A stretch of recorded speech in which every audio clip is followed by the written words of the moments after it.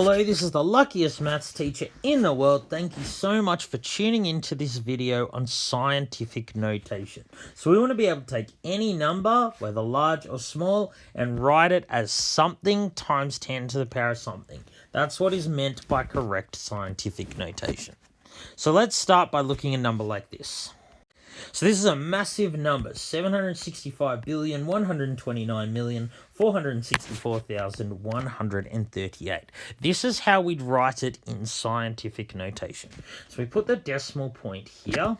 What we're going to do is we're going to move the decimal point until this is a number between 1 and 10.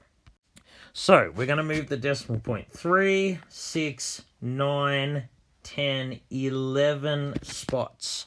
So when I move it 11 spots, this number will become 7.65129 and so on. So you take the number, move the decimal point until it's a number between 1 and 10. That's what goes in the first box that's being multiplied. So what goes in this box is the number of places you've moved the decimal point.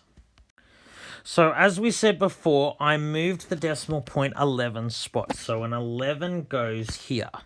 So the number that goes here is positive if you moved the decimal point left and negative if you moved the decimal point to the right. So we've written this number as 7.65129 times 10 to the power of 11. And even this is too many digits. So let's say I was going to round to two significant figures. It would be 7.7 times 10 to the power of 11. So what have we actually achieved here? Well, if you had a huge number like this, it's very unlikely you need to remember all of the digits. Let's face it, who's got time for that these days? Writing it like this gives us a number that's very close, but a lot easier to remember.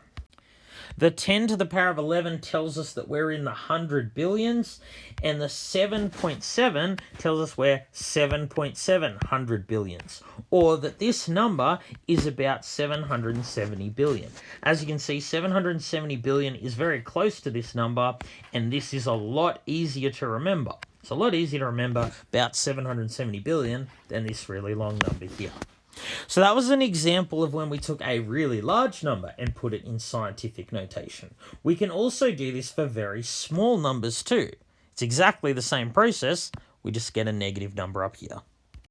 So here we have a very small number with lots of decimal points. We can make this a lot easier to work with by putting it in scientific notation.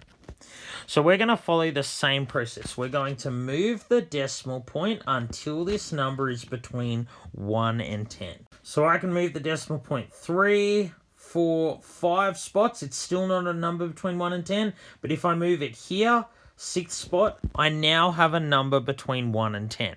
I now have the number 8.127963. That's the number between 1 and 10. That goes in the first box. And then it's always times 10, always 10. Now the power of 10, what went in the second box, was the number of places I moved the decimal point. So you saw that I moved it 6 spots. But because I moved the decimal point right, I started here and moved it 6 spots right, the number is negative. And that makes sense. 10 to the power of minus 6, 1 over 10 to the power of 6, it's 1 millionth, a very small number. So if you're putting a very small number in scientific notation, the power will be negative. Very large number, the power is positive. So we'll often be asked to round a number like this. So let's say we were asked to round to 4 significant figures. So we would round this. 8 is a significant figure, so is 1, so is 2. Now the 5th significant figure, 9, 5 or more raise the score. So I'm going to round this up to 8. 8.128 times 10 to the power of minus 6. That is this number in scientific notation to 4 significant figures. All right, let's look at a bit more of a problem-solving question now. So, the number of people in a country is currently 6.8 times 10 to the power of 7. That number's 68 million. Just don't have to write all the zeros this way. So, we're told the population of this town doubles every 12 years. How many people will there be in 12 years and 120 years? I'm going to write both answers in scientific notation. So, let's start with in 12 years. So, this is how many there are at the moment. So if it doubles in 12 years, there will just be double that amount in 12 years. So let's use our index laws to write what this equals. So 2 times 6 to the power of 8 is 13.6. But 13.6 times 10 to the power of 7, it's not proper scientific notation. This number is supposed to be between 1 and 10. So let's write this number in scientific notation. 13.6 in scientific notation is just 1.36 times 10. This number and this number are the same. So I can write it like this. Index laws. 10 times 10 to the power of 7, of course, just gives me 10 to the power of 8.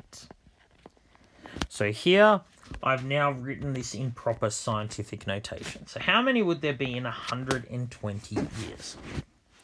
So in 120 years, if it doubles every 12 years, the population will have doubled 10 times. So I will have started with my original population, and I would have times by 2 doubled it 10 times.